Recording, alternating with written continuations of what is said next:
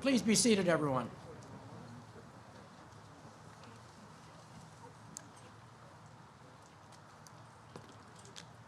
Memorial Day. You know, the weather doesn't do anything to dampen anything on Memorial Day. Maybe a little chilly out here, maybe a little rainy, but this is a special day of the year, very special day of the year. The days like this, when you get up and you know you're coming to pay tribute to our fallen warriors, you think to yourself, you know, I need to count my blessings. Because when we're talking about sitting out in the rain and the cold, you think back of those young men that were in those boats at Normandy, getting ready to hit the beach, and instead of rain, it was bullets. Or the people in Vietnam and the heat, waking up to the mosquitoes and the terrible times that they had there. It's nothing. This weather is absolutely nothing. And what an honor to have the President of the United States join us with his tribute. Oh my gosh.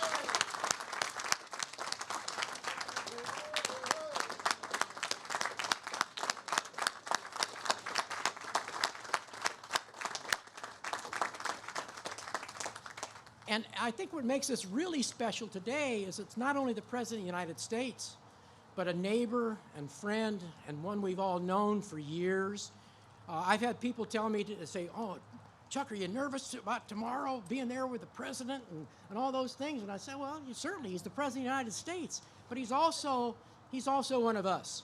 And it's very nice to have him here. Very nice to have him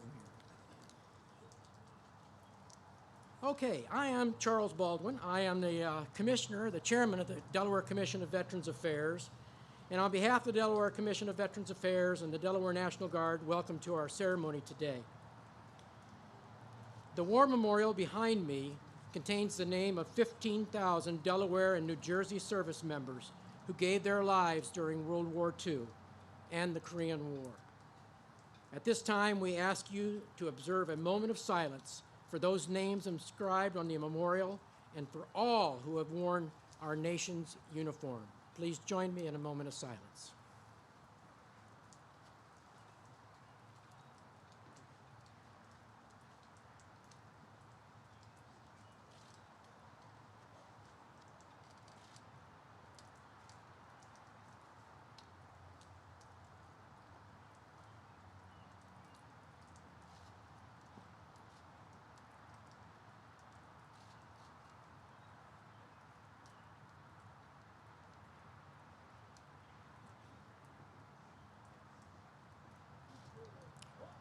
Thank you very much.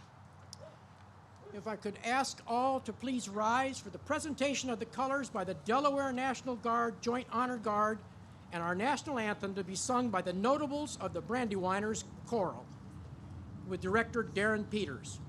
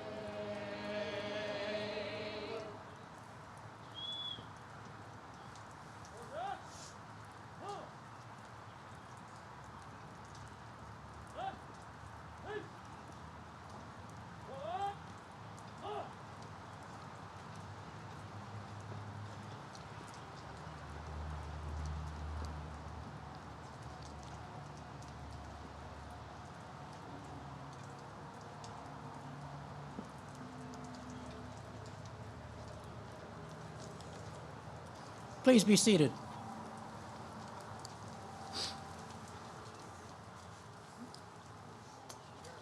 At this time, I would like to ask Chaplain Donald Van Alstyne with the Wilmington VA Medical Center to please come forward to deliver our invocation.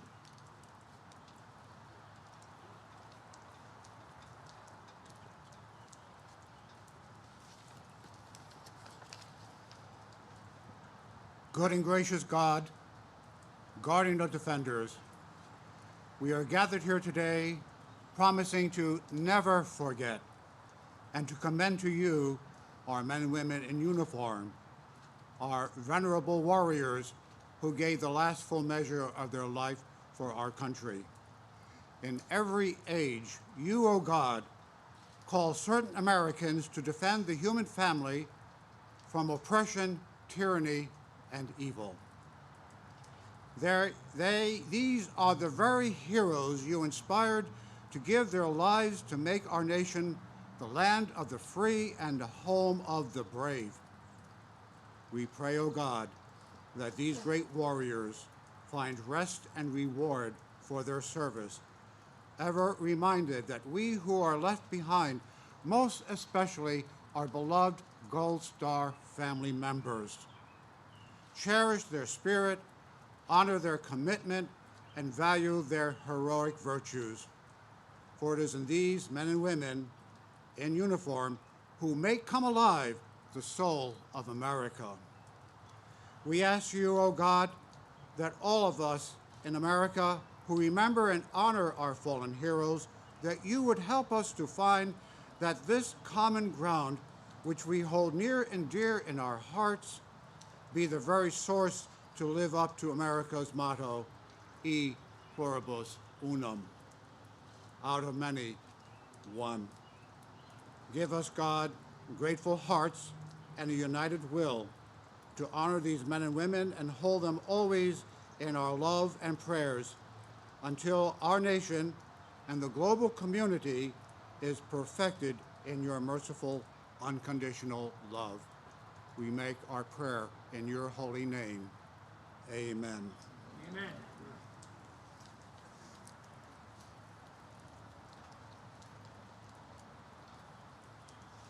Thank you, Chaplain.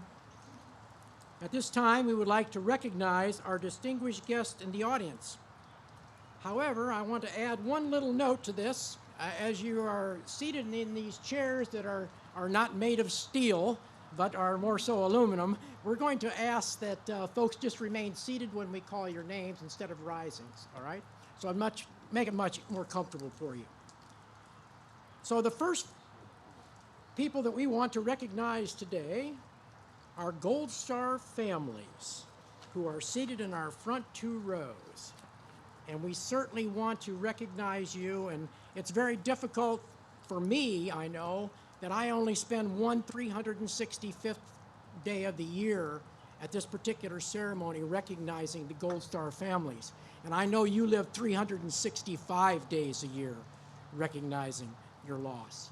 And so it's an honor and a pleasure for all of us in the commission and all of us up front here to pay tribute to you. And let's give our Gold Star families a wonderful, warm welcome.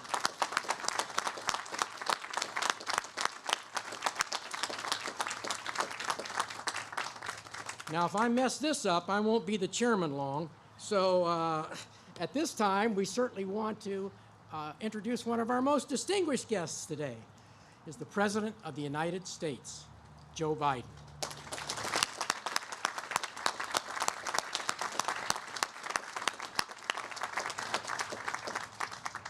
And Hunter, this isn't often, but I am a former principal. And so now I get to introduce a student.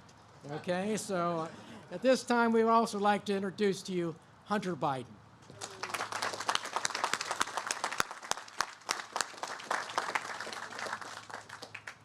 Our governor, the governor of Delaware, John Carney.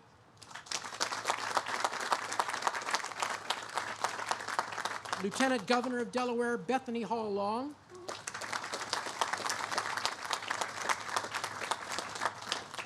Our senior senator from Delaware, Thomas Carper.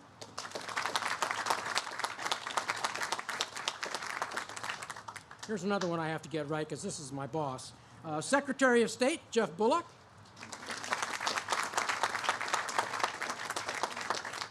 The Delaware Attorney General, Kathy Jennings.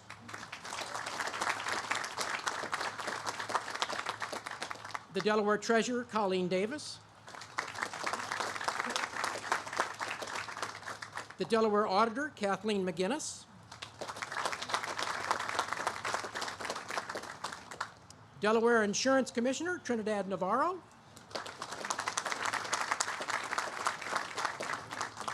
The Adjutant General of Delaware, National Guard Major General Mike Berry.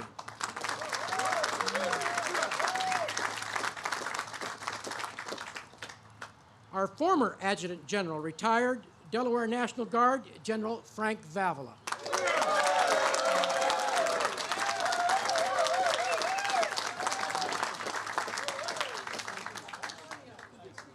I understand that we also have quite a few members of the General Assembly that have come today to pay tribute to our fallen heroes. And at that time, if all members of our General Assembly, I know I said not to stand, but if you stand carefully, we'd like you to stand so we can recognize you as well.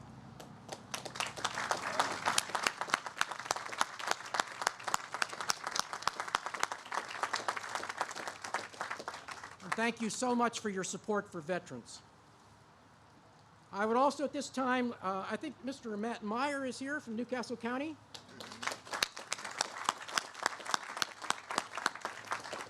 Our commissioners from the Delaware Commission of Veterans Affairs, off to my left here.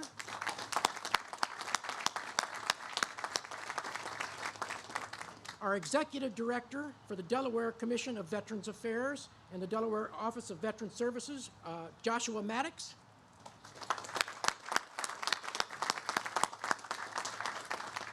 And these are some real important people here. The executive director of the Delaware River and Bay Authority, Tom Cook.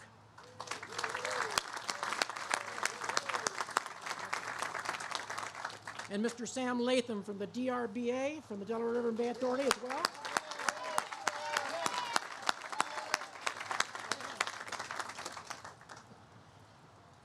And we also have one of our representatives, Representative Chukocha, is here today.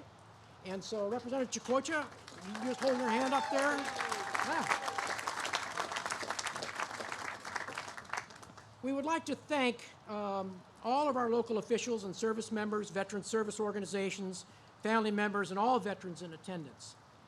Representative Chukocha also has another title, very important title. He is our Poet Laureate for the state of Delaware. And we would like him to come forward at this time and pay tribute to our veterans.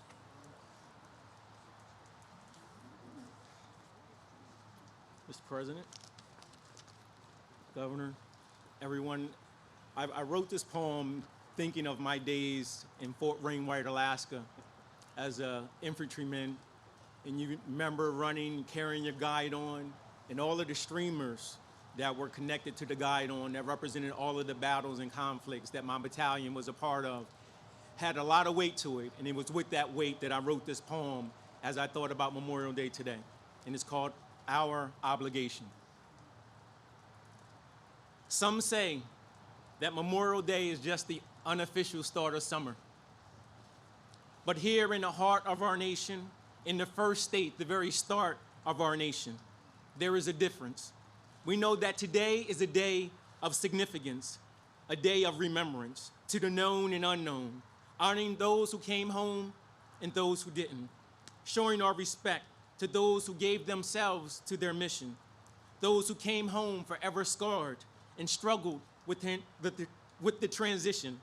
It is our obligation to recognize and heal our nation's pain, our wounded warriors, and goes to our families, those families forever changed. We are a nation that is never silent on things that matter, standing strong on our duty, our commitment, our courage, our allegiance, and our valor, honoring those who served, acknowledging the sacrifices that made America great. We are America, and this is our obligation, the obligation to our nation. remembering the men and women who served, fulfilling their duties far beyond words. It's remembering their strength that make our nation strong. Today is the day that we remember. We pray that America will never be a forgotten nation, a nation that forgets those unforgettable days, those sacrifices made, our POW and our MIA, those never brought home, those resting in unmarked graves. We remember. We remember you, for it is our duty, it is our obligation to honor in remembrance the service and the sacrifice to those made for our nation. We must honor and protect those who protected us. This is our obligation. This is our obligation. See, we must teach our children that our freedoms are not free. There is a cost for each of us, and it begins with us paying our respects. This is our nation, and this is our obligation. Thank you.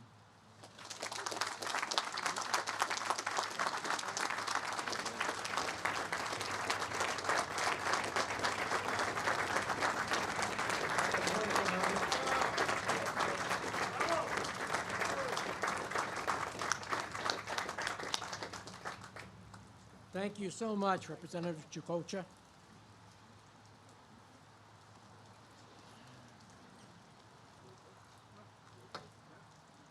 For all the veterans out there, and especially all of you that are in the enlisted community, the NCOs, we know that when we serve, we evaluate leadership.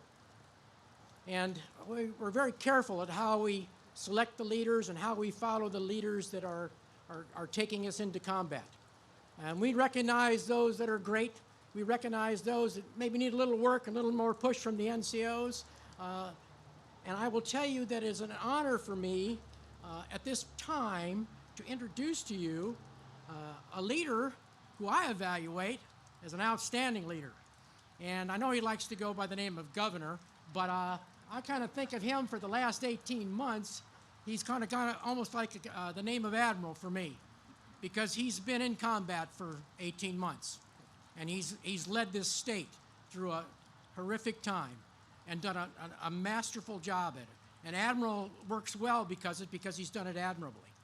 So it gives me great pleasure at this time to introduce to you our governor, Governor John Carney.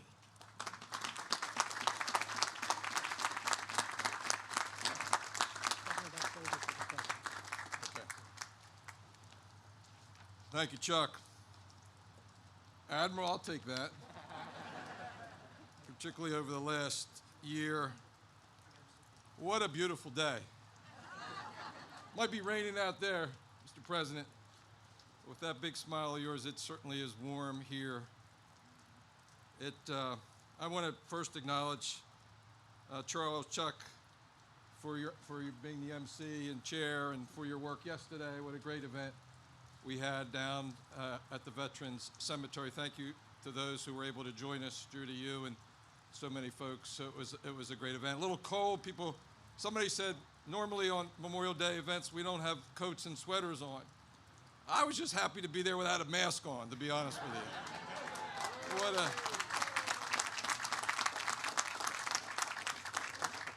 Mr. President, we got to give thanks to you and your team for doing so much incredible work getting folks vaccinated over the first 100 days of your administration.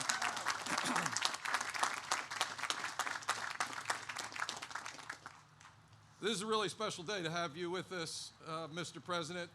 As you know, you have been as reliable as anybody coming to this event. For over 50 years, I think, 36 years or so as our United States Senator. You were here as Vice President. Really special to have you here today as our President. And you know, we start by acknowledging our Veterans Commission for their great work, Chuck for his chairmanship, and recognizing Secretary of State and his team for helping put this together, Tom Cook. Mr. Chairman, Sam, thanks for the work of the DRBA and putting this together once again for all of us. But most of all, we're honored and proud to have you here, Mr. President. As I said, there are few people who've attended this event more reliably than you have. Many of those people are here, and I can see, Judy, that you're in your assigned seats right here in the front row. Resilience, strength, sacrifice. The kind of values that Nnamdi's poem spoke to. We used to have a saying when I was in the Congress, Nnamdi, that I'd like to associate with the comments of the gentleman from North Wilmington, because that was extraordinary. And it talked about our obligation. It talked about those values. Those are the values that we honor here every Memorial Day. First and foremost, we remember those who made the ultimate sacrifice. We say their names. We pray for their eternal rest. And we comfort our Gold Star families who live with that loss every day. This past year, the rest of the country got a glimpse of what it really means to live out those values, the values our men and women in uniform live by every day. We could not have made it through this pandemic if it weren't for the sacrifices, large and small, of every Delawarean and every American. In particular, General Berry and his National Guard men and women deserve our deepest thanks.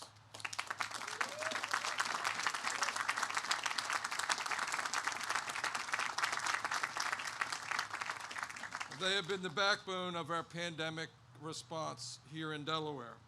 Whatever we asked, they were out there willing to do. More than ever, General Vavla, General Timmons, they have stepped up to the plate and been there for every Delawarean. They've been relentless in the commitment to protecting our citizens. They were deployed overseas and in Washington, D.C. to protect the Capitol. Help me again publicly thank General Berry and his team for their incredible work over the past year.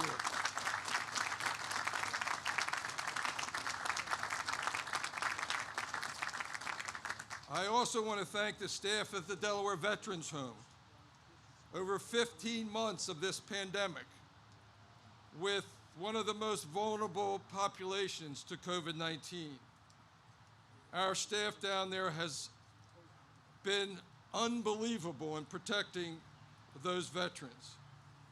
To date, no one has passed for COVID-19 at our Veterans Home.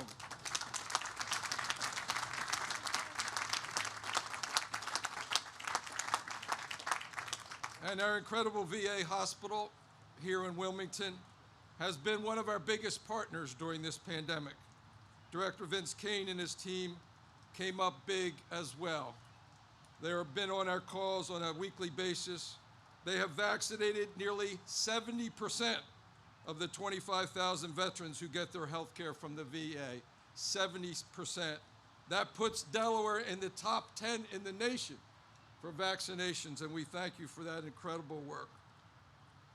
None of that should be surprising to all of us who gather here today.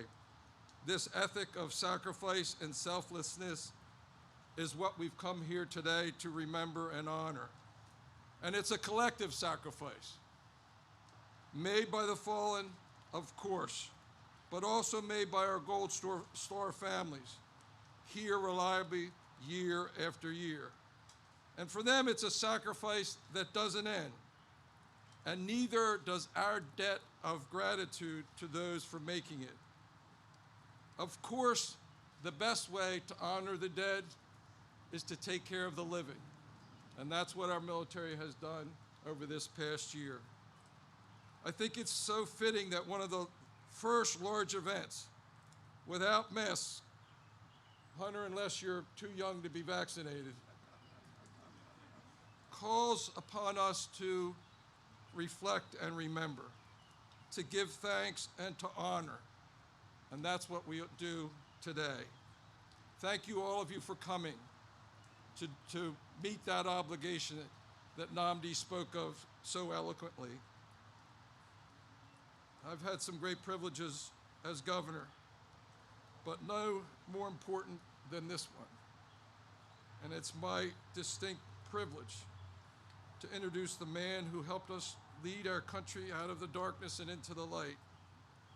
Our nation's leader, our commander-in-chief, Delaware's favorite son, and our good friend, the President of the United States, Joe Biden.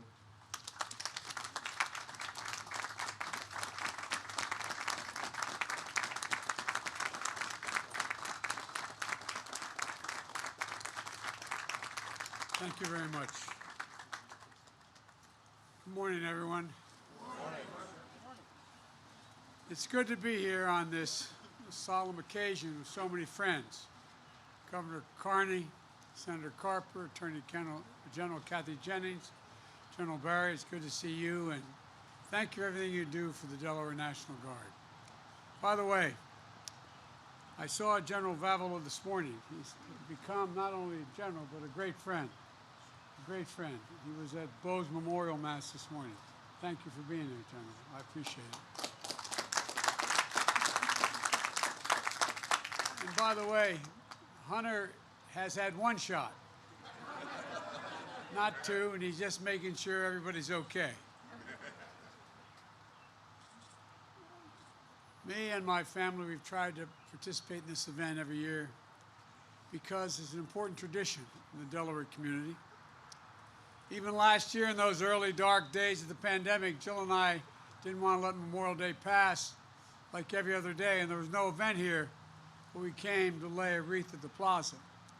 It was the first time we did any sort of event since the lockdown had begun in March, because we were determined to honor the fallen, to pay tribute to the women and men who braved every danger, who made the ultimate sacrifice for the country.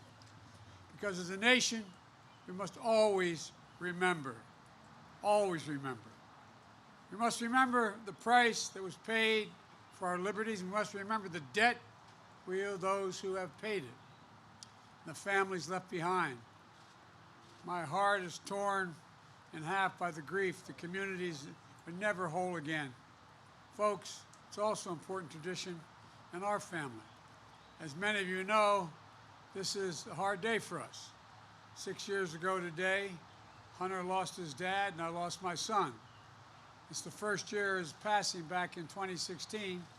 General Vavilow did a great honor in inviting us to a ceremony renaming the Delaware National Guard headquarters in Bo's honors. By the way, I'd note that when Bo made the grade of major in Iraq, I said, I'd been in and out of Iraq over 25 times. I said, Bo, you're now a field grade officer. He said, Dad, I have no illusion who runs the United States Army. It's the master sergeants. They run the Army. Well, I woke up that morning hearing Bo in my ear saying, not me, Dad. Today's not about me. It's Memorial Day. You should be over at the bridge. And you know, if he were here, he would be here as well, paying his respects to all those who gave so much for our country, and particularly honoring the Gold Star families. You know, a lot of time passes, but you all know better than I do, or as well as I do, that the moment that we celebrate it is the toughest day of the year. We're honored, but it's a tough day. It brings back everything. And so I can't thank you enough for your continued service to the country. And your sons, your daughters, they live on in your hearts and in their children as well. And we have to carry on without them. But I know how hard it is for you. Bo didn't die in the line of duty, but he was serving in the Delaware National Guard unit in Iraq for a year. That was one of the proudest things he did in his life. So thank you for allowing us to grieve together today. I know how much the loss hurts. I know the black hole that leaves in the middle of your chest. It feels like you may get sucked into it and not come out. Greetings like this in gatherings help. And while I know nothing I can say to ease the pain, I just know that each year it gets a little bit easier. And I promise you the day will come when the mention of the name of your son or daughter, husband, wife, they will in fact bring not a tear to your eye, but a smile to your lips. Folks, and I hope that day comes sooner than later. Folks, you know, despite all the pain, I know the pride you feel in the loved one and that you lost, and those who are still serving. The pride and the bravery and the service to our great American experiment. Our military community is the solid spine of this country. It's literally the spine of the nation. And on my first Memorial Day as Commander-in-Chief, I want to reaffirm my long-standing belief. We may have many obligations as a nation, but we only have one truly sacred obligation, and that's to equip those we send into harm's way with all they need and care for them and their families when they return home and when they don't. And all of us who remain have a duty to renew our commitment to the fundamental values to our nation in their honor. The values that have inspired generation after generation to service, and that so many have died to defend. Every day since I was Vice President, I've carried with me a card with the exact number of troops killed in our operations in Afghanistan and Iraq.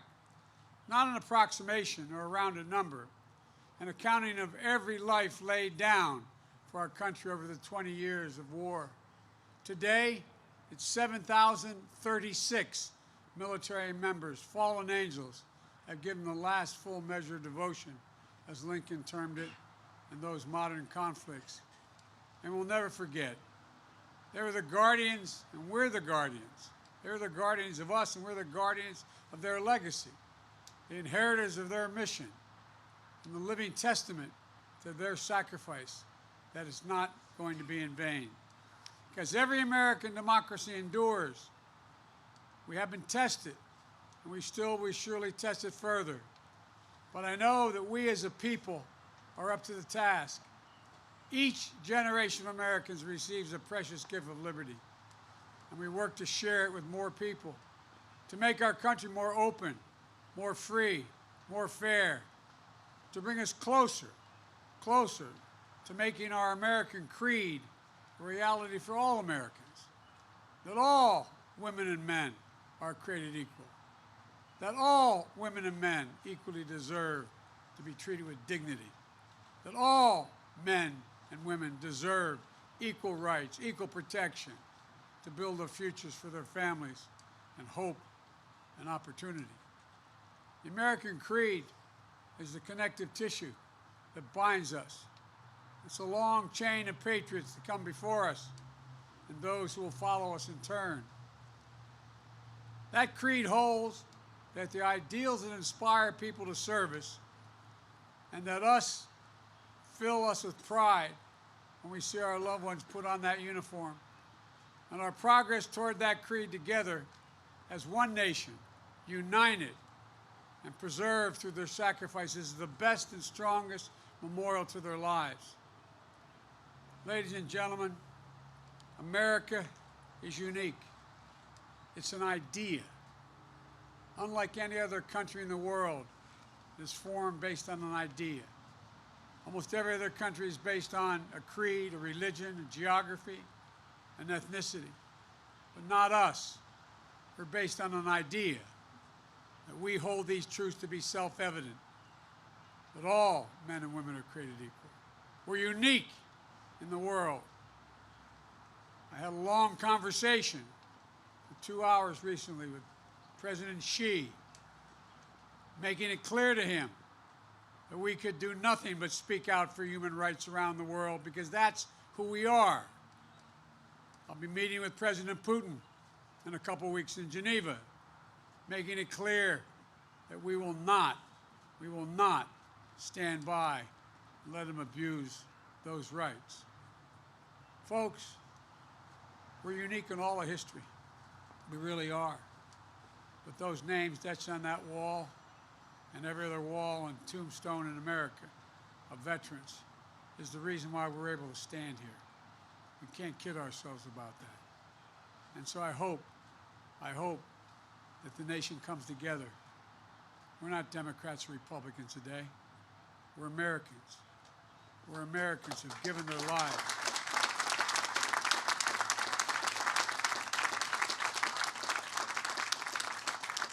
And it's time we remind everybody who we are. Thank you all for being here. May God bless you all, particularly the Gold Star families and survivors. And may God protect our troops because they're still out there. Thank you.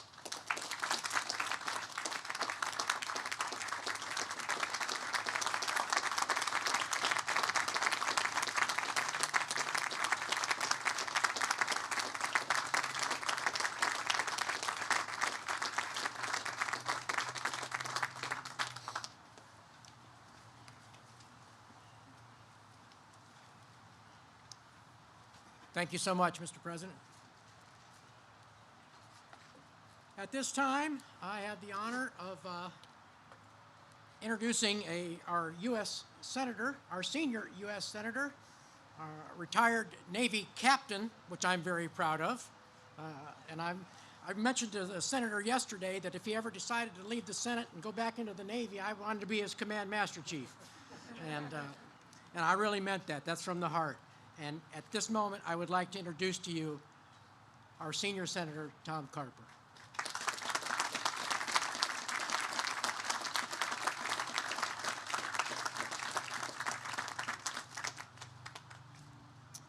I'd be honored to be your commanding officer. Let me just say, John Carney, our governor, said to me, when you were about to introduce me, he said to me, what did you do to draw the straw that makes you speak after the president? You have to follow the president. Chuck, I just said, I'm just glad I don't have to follow Frank Vavala. Yeah.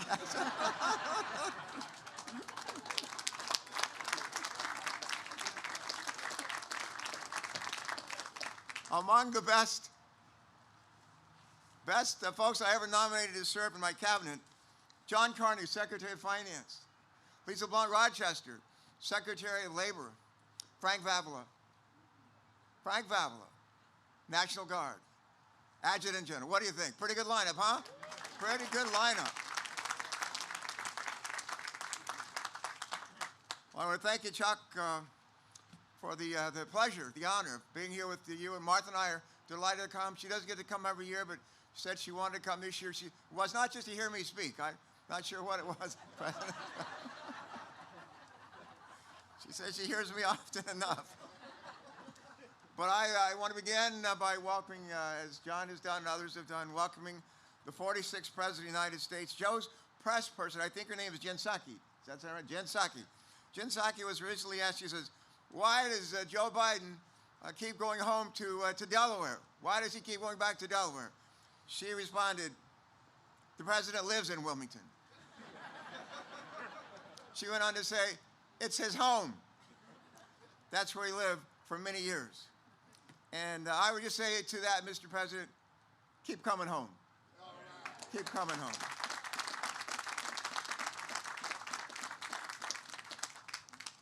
And I would add, we will leave the light on. We will leave the light on. When President-elect Joe Biden and Jill were getting ready to head down for Washington, D.C., we had an opportunity to send them off over by the Beau Biden Center, National Guard Center, headquarters. And I had the opportunity, before they left, to share with them the words of a wonderful Methodist minister from Seaford, Delaware, Reverend Reynolds, whose son coached the football team down here, down the road at William Penn for many years, Bruce Reynolds, and we have some of our legislators here, was a member of the state legislature for probably 20 years.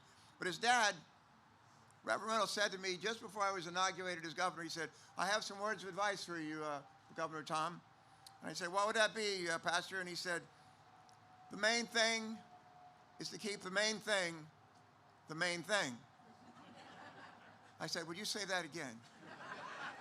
And he said, the main thing is to keep the main thing the main thing. I said, I think I got it.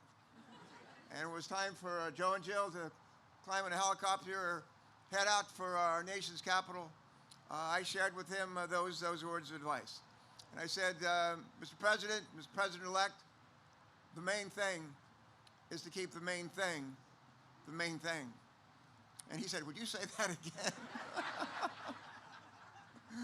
And I did. And I said, and the main thing is to vaccinate this country.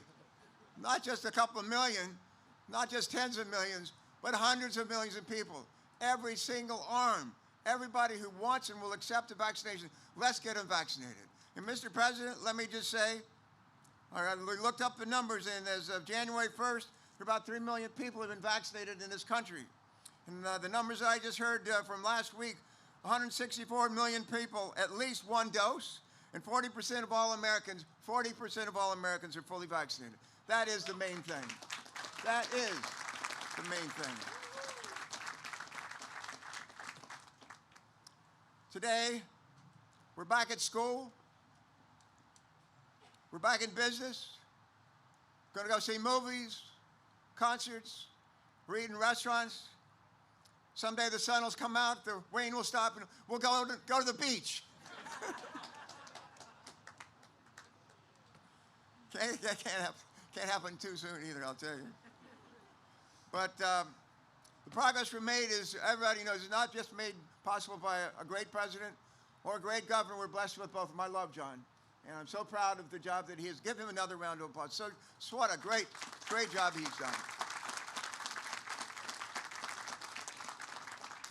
But we all know the progress we've made has been made possible by many hands. But let's just go ahead. They're not here, but they're all over this state. Let's put our hands together to thank them. Just give them a nice round for everybody that's part of this team. I love to quote Winston Churchill. I haven't quoted Winston Churchill, president, since yesterday. I'll do it again.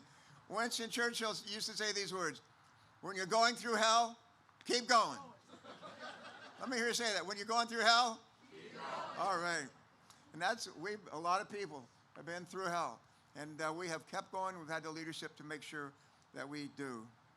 I'm also reminded of something else on this Memorial Day that Winston Churchill said. And he said these words. He said, the further back we look, the further forward we see. Think about that.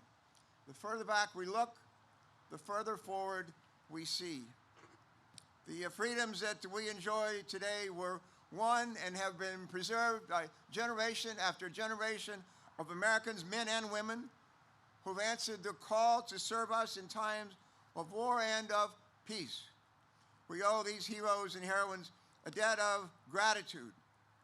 Foremost among them are the 14 Delawareans who are recipients of the Medal of Honor. 14 of them. And I just want to say, if you ever have the opportunity to read the reason why they were selected to receive the Medal of Honor, for God's sake, read it. Incredible, incredible stories. And we don't have time to do it all today, but I just want to mention the name of the first recipient of the Medal of Honor during the Civil War, 1865, was from Stanton, Delaware. His name was David Buckingham. David Buckingham, and part of his honor, he swam Virginia, a river that was mostly frozen to lead an effort there to help turn the tide near the end of the Civil War. Can you imagine doing that? Let me mention one other name. And this name will be a little more familiar. If you've been down to the Veterans Cemetery lately, as you pull into the Veterans Cemetery, there's a huge sign that says Sergeant James P. Connor. Sergeant James P. Connor was from Wilmington, and he served in World War II. He was involved in the, see if I can get the name right here, involved in the invasion of a place in southern France, Cape Calavera. This was part of the invasion. Everybody knows about Normandy. Not everybody knows about the Cape Calavera. But here's what I just want to read briefly what he did. Just a little bit of what he did that day back in August 15th, 1944. He was assigned to a battle unit whose mission was to destroy enemy fortifications there at that beach as the troops were about to come in and storm the beaches. Though seriously wounded by a mine that killed his platoon, Lieutenant Sergeant Connor refused medical aid and inspired the men to cross a mine-saturated beach under intense fire. With the death of his next senior officer, Sergeant Connor became the platoon leader. Though wounded again and again, he led the patrol through nearly impregnable mortar concentrations. Despite receiving a third and a fourth wound, which rendered him unable to stand, Sergeant Connor to continue to give orders and direct the assault. Reduced to less than one-third of its original strength, his patrol, badly decimated, took all of their assigned objectives, successfully completing their mission saving many lives. The liberation of France was underway. The tide had turned, and who was there to help make it happen? Delaware's James P. Conner. Let's give him a round of applause.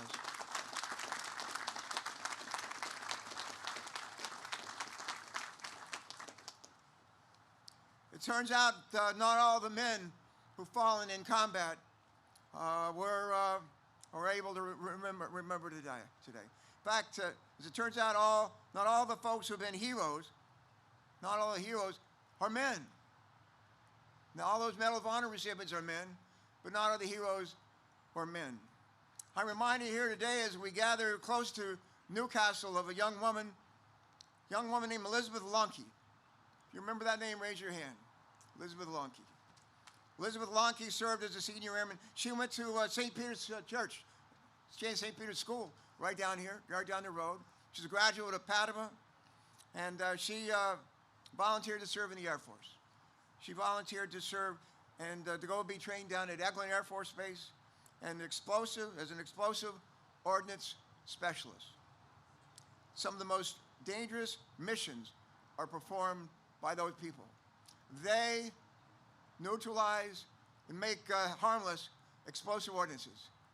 They save lives of innocent people. And one day, she's on duty with her team of 2 other men, and they were targeted by a car bomber near Baghdad as they were disarming a bomb that was meant to kill scores of innocent people. And she gave up her life to save theirs. She gave up her life to save theirs. Before I close, I want to tell you a quick story about one other woman, somebody the President knows well. John may know her well as well, from his time in the House of Representatives. Her name's Tammy Duckworth. Tammy Duckworth. They served together in the House. Tammy Duckworth arrives at work every day in the United States Senate during session. She arrives in a wheelchair. She doesn't have a right leg. She has just part of her left leg. She volunteered. She was born in Bangkok, Thailand. Her dad was a Marine. She came to this country and grew up here in this country, educated here, ended up in the military, did a lot of things with her life, but she ended up as a lieutenant colonel in the Illinois Army National Guard. She was deployed to Iraq, And on a mission there, on her helicopter, Black Hawk helicopter, struck by a rocket-propelled grenade. Copter crashed. She almost died. She survived. She is amazing. She may be one of the 2 most amazing women I've ever met in my life, Martha Carver. And she serves as a member of the Environment and Public Works Committee, in which I'm privileged to lead. And comes to work every day, cheerful, in her wheelchair, goes everywhere, speaks on the floor, introduces bills, helps write bills, pass bills, always a smile, never like, woe is me, goes home on weekends, mother of 2 young girls. I mean, can you believe it? Can you believe it? She's just written a book, and the name of the book, Tammy Duckworth. Soldier, senator, mother. Give her a round of applause. What a woman. What a woman.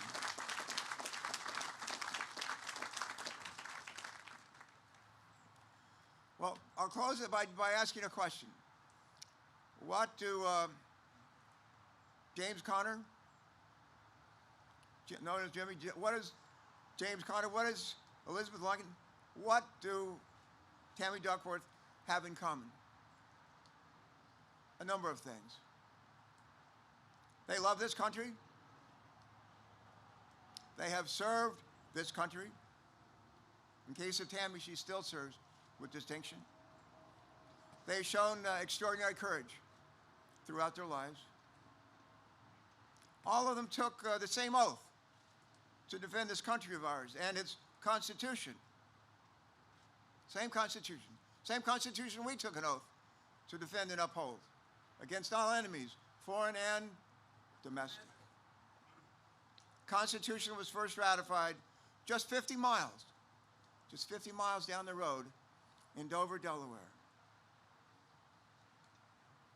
On January 6th, we got a wake-up call, and we were reminded that our democracy is more fragile than we'd ever imagined. More fragile than we'd ever imagined.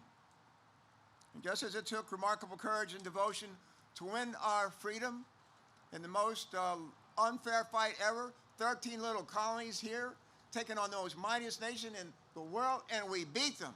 We beat them fair and square to establish this country and literally to be a democracy that everyone throughout the planet could live up to. Well, just as it took remarkable courage all those years ago to win our freedom and to preserve it over the last 2.5 centuries, it falls on all of us today to do our part, to do our share, to preserve it. I want to close with the words of not Winston Churchill, well, I'd love to. I've got a bunch of them. Words of Ben Franklin. Some of you may remember when Franklin emerged from, I think it was Constitution Hall, after the Constitution had been drafted, he was asked by a passerby, he said, "What have you wrought? What have you done? What have you delivered? What have you created here?" Franklin replied famously, he said, "A republic, if we can keep it. A republic, if we can keep it." I carry with me, just about every day, this baby right here. This is our Constitution. And I think most of us probably read a time or two, maybe when we had to as kids in school, maybe even a time or two for some inspiration. But the Constitution is long. The preamble that comes right at the beginning of it is short.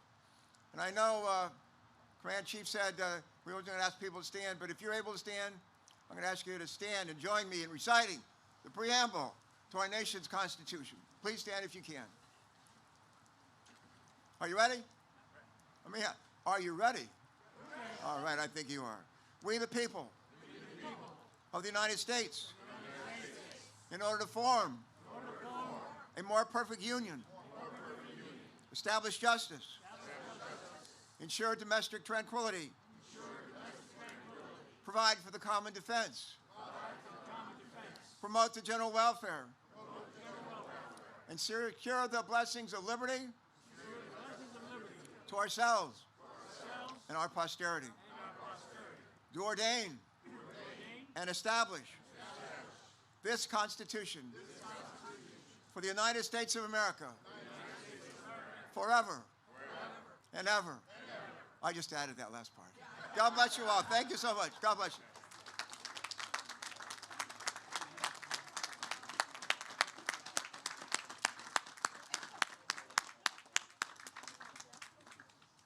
Please be seated.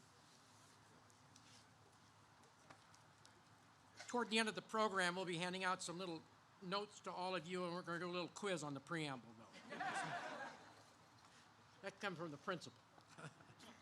Okay, at this time, there's a couple little tidbits that I need to share with all of you, and one is very important, is that several years ago, when our current president was vice president, Delaware was recognized as being so important to veterans because we ended veterans' homelessness. We were the first state to do that. And President Obama recognized us at that time. And so we have a wonderful gentleman here today who's sitting way back there. He came all the way from Dover, Mayor Christensen. And if I could ask the mayor and Bill Farley to please stand up. And thank you so much. Thank you for doing that, and I thank you for coming here today. And they are also now, they've taken on a new challenge. They've just accepted a new challenge from our government to take on veteran suicide prevention.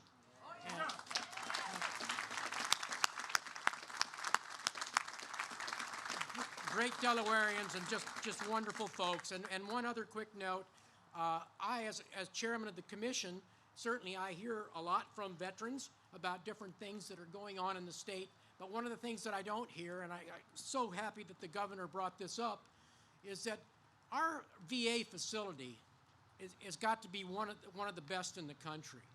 Under the leadership of Vince Kane, and the wonderful people that he works with there, I hear nothing but, wow, you know, nothing new's happened at the VA, and the VA is getting better and better and better.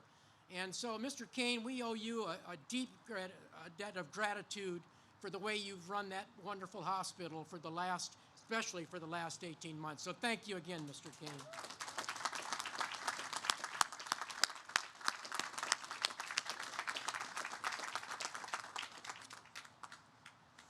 Okay, at this time, it gives me great pleasure to introduce to you our last speaker, but one of our most important speakers for today, is going to be our top general, our top military man in the state of Delaware. Delaware has had a run. We are the New England Patriots of adjutant generals. We started with Frank Vavala, and for 16, or I don't know how many years it was, it just seemed like it was a lot. General Vavala did a great job with our National Guard. Then he turned it over to the wonderful, and tragically we've lost her, the wonderful Carol Timmons, who took that and carried right on with it. Just a wonderful National Guard. And now, after those two acts, we thought we could never follow it up, but guess what? We followed it up with General Mike Berry. And General Berry, would you please come forward for your remarks?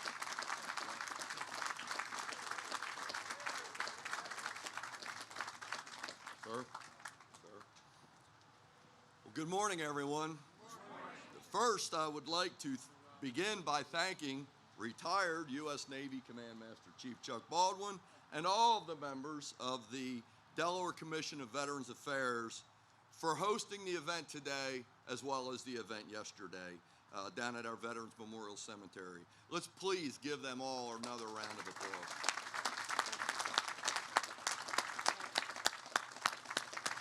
And it is great to see such a turnout this morning, and it's an honor for me to be representing your Delaware National Guard and all branches of our military during our Memorial Day ceremony. Now, I'd be remiss if I didn't take the opportunity to address the presence of both my commanders-in-chief, President Biden and Governor Carney. As many of you are aware, my role as the Adjutant General of the Delaware National Guard allows me the opportunity to serve the governor in a state capacity as a member of the cabinet, manning, equipping, and training our soldiers and airmen for any domestic missions. And of course, my federal role allows me to serve the president in preparing our servicemen and women for fighting our nation's wars. And after many years of observing both of these longtime public servants, I'm comfortable in saying that for all three of us, how fortunate we are to have the opportunity to ultimately serve the American people on a daily basis. For that is who we all truly work for and represent. Gentlemen, it's an honor to be with you both here today. I'd like to begin my remarks, as I always do, by asking for a show of hands from all of our veterans. Please just raise your hands up high. Let's give them a round of applause.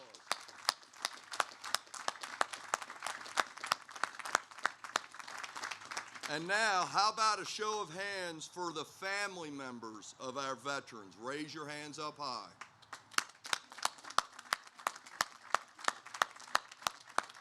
To the families, thank you for supporting our veterans. Now today, we have the opportunity to honor the over 1 million Americans who've given their lives while in service to our country. And we are continuing a proud tradition held each year in May, which began as early as 1865. And annual ceremonies held throughout our country have solidified the understanding that all American citizens have an obligation to always remember those who have given the ultimate sacrifice for the greater good. In recognition of this sacrifice, an unknown speaker is quoted. Our flag does not fly because the wind moves it. It flies with the last breath of each soldier who died protecting it. This morning, we are participating in a ceremony that is so much larger than the recognition of our fallen heroes. This ceremony is about creating a link between all members of our society and those that have answered the call to serve. All of us are saying thank you for your commitment and dedication, and should the tragedy of losing a warrior occur, we, the American people, are here to fulfill our end of an unwritten contract. We, the citizens of the United States, are honoring a contract that we make every day as our young men and women raise their right hands and make an oath to serve and protect our citizens at home and abroad. This contract requires all of us to appreciate the risks inherent in the profession of arms and to never forget the sacrifice when one of our warriors lose his or her life performing his or her duties. Currently, less than 0.5% of our population serve in the armed forces, and every day that percentage drops. As the numbers of veterans in our population decrease, so does that connection between the citizens and the soldiers, and that connection must remain strong. For this connection, it has a direct impact on our nation's tendencies towards conflict. As long as our population stays true, it will fully understand that contract and realize that our most precious national resource, our service men and women, should only be put in harm's way when absolutely necessary. As military and civilian leaders debate the use of our military forces, this bond will be front and center. The population will be joined hand in hand with the servicemen and women and ensure their services are used with caution. Personal biases or views will not detract from their support of our servicemen and women who are following their orders and fulfilling their mission requirements. It's important to recognize that all wars have common themes. They cause death and sorrow, families' lives are disrupted, significant events are missed, but they also create those bonds between those who serve and the citizens they serve. These bonds are what encourage our religious, our business, our social, and our veterans organizations to provide the financial, emotional, and physical support programs available to our veterans, all of which reduce the risk involved in military service. As we grow up in our society, we have an obligation to recognize just how fortunate we are to be citizens of the United States. Each of us benefits from all of the freedoms guaranteed by the Constitution, as well as the political, social, and financial advantages that we enjoy every day. I can spend hours talking about civic responsibilities. However, what is important today is to recognize that none of these freedoms would exist without the sacrifice of our veterans of our armed forces and their willingness to lay down their lives in support of America's freedoms. I base this statement on the fact that with the stability provided by our armed forces in a world full of constant strife and turmoil, our country is secure in its existence. Throughout the history of our nation, our armed forces have answered the call and defended our nation and our way of life. Without a doubt, we are the greatest military, political, and financial force in the world, and we depend on the 0.5% who volunteer to be the backbone of our nation and protect our political and military power throughout the world. We recognize there are threats out there, as we've seen since the founding of our great nation, and continue to see on a daily basis. But our security all comes down to the professionalism of our armed forces and the willingness to answer the call when needed. For all of you, I offer a sincere thank you for supporting our troops and attending events such as this. I am a military member, a military spouse, and a military father. And I am proud to witness so many of our citizens who have taken time out of their lives this weekend to pay tribute to our nation's fallen. Events such as these put my mind at ease, knowing the military heroes are not going it alone and have the support and backing of our nation. 34 years after my military career began, it is heartwarming to witness the honoring of the unwritten contract. And I am certain, despite the loss of a family member or a friend in military service, our Gold Star families in attendance will feel the love and the compassion in our midst and understand their loss is not in vain, and recognize that continuing generations of Americans are willing to carry on the fulfillment of the unwritten contract. Thank you, Chuck.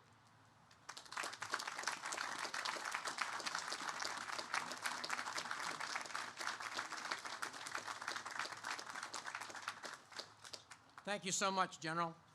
So we've heard from our country, from our state, and from our military about a tribute to the fallen heroes, and great leaders all, and how fortunate we are for this type of leadership. So at this time, we're going to prepare for our floral tribute, and we're going to do it a little bit differently this year. In the past, we've had each organization come up and put a flower into the wreath. This year, we're going to have the wreath placed up front here. And as I call the organization's name, if you wish to stand carefully and provide a salute, that's certainly appropriate. But we're just going to ask you to stay at your seat, and you can recognize it in that regard. So, we're going to bring over the wreath at this time.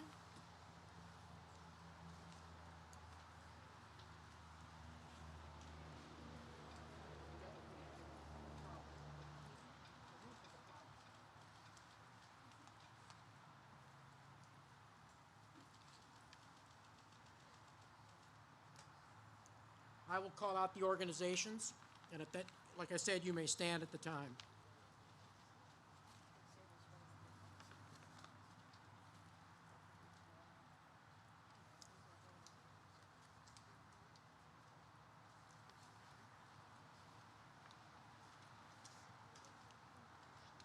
The first organization that we would like to have is the American Gold Star Mothers.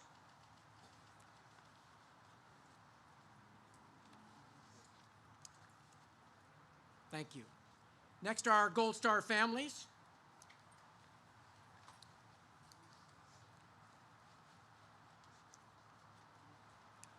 Next, the President of the United States, Joseph Biden.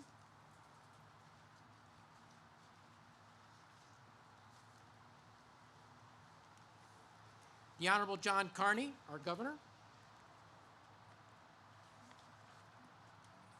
The Honorable Bethany Hall Long, our Lieutenant Governor. The Honorable Thomas Carper, U.S. Senator.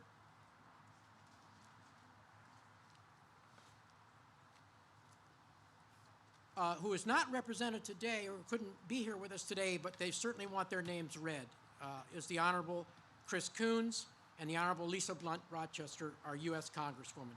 Both of them asked that we make sure that we did that. The Honorable Jeffrey Bullock, Secretary of State. The Delaware General Assembly.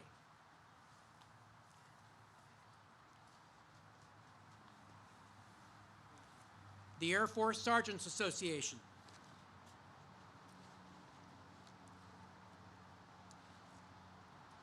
American ex-POWs, Delaware Chapter 1.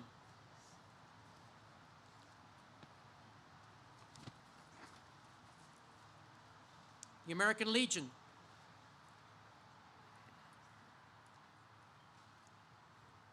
And the American Legion Auxiliary Department of New Jersey. The American Veterans. American of Polish Descent Cultural Society. Association of the U.S. Army, the Delaware chapter. Colonial Paralyzed Veterans of America. The Delaware Commission of Veterans Affairs.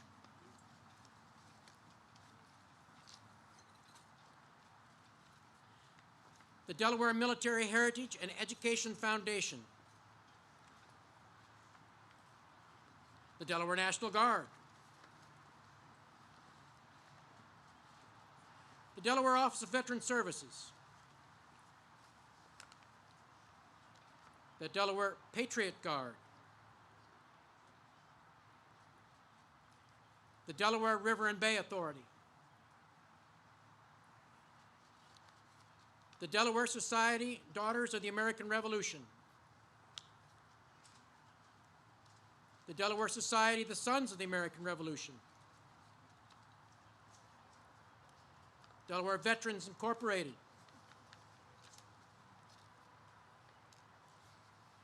Delaware Veterans Coalition.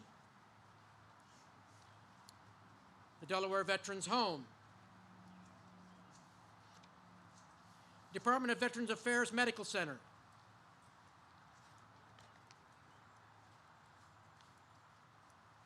Disabled American Veterans.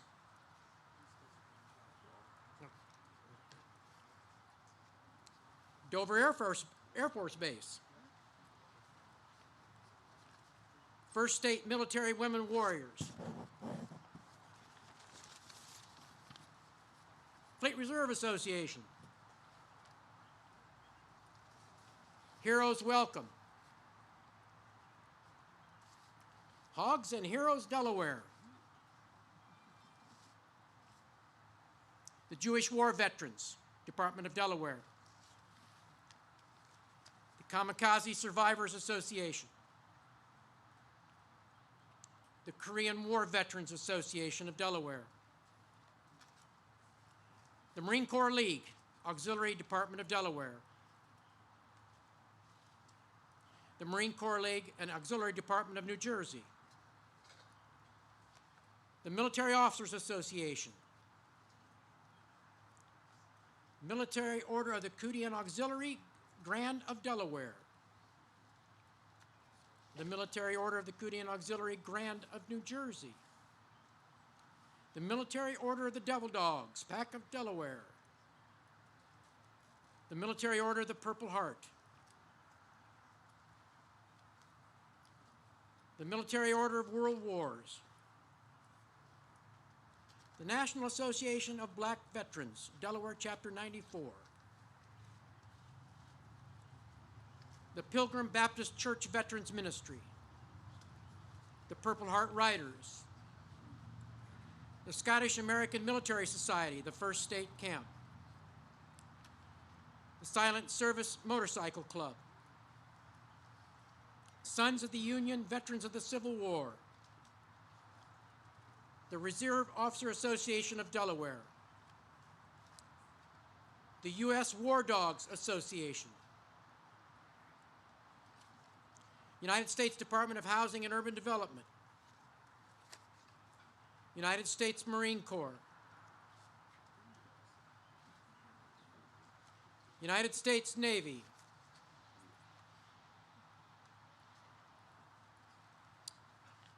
United States Coast Guard. United States Navy Cruiser Sailors Association. United States Navy Submarine Veterans. Veterans of Foreign Wars, Auxiliary Department of Delaware. Veterans of Foreign Wars, Auxiliary Department of New Jersey. Vietnam Veterans of America, Delaware. Vietnam Veterans Motorcycle Club. Warrant Officers Association, First State Chapter.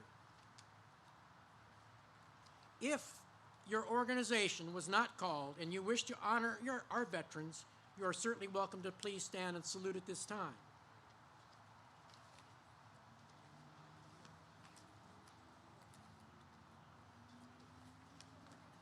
At this moment, we're going to welcome back the notables of the Brandywiners Choral, and they are going to perform for us God Bless America.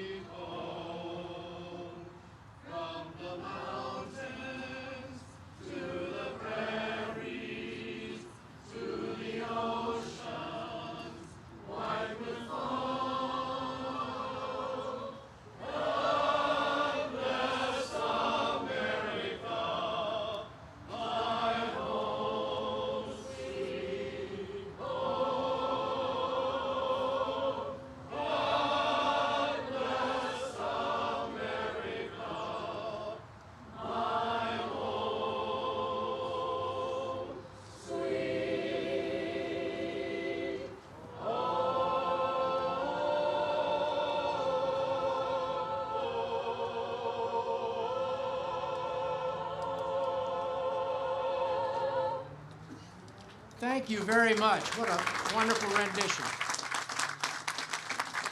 Please remain standing for our volley and the honor guard who will be playing taps.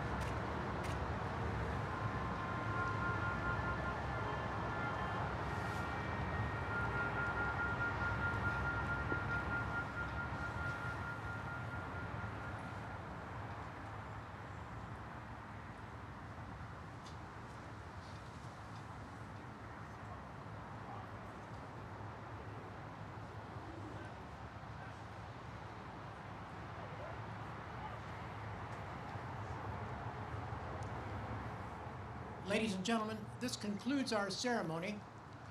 Would you please remain, though, at your seats, though, until the official party departs? Yes, sir.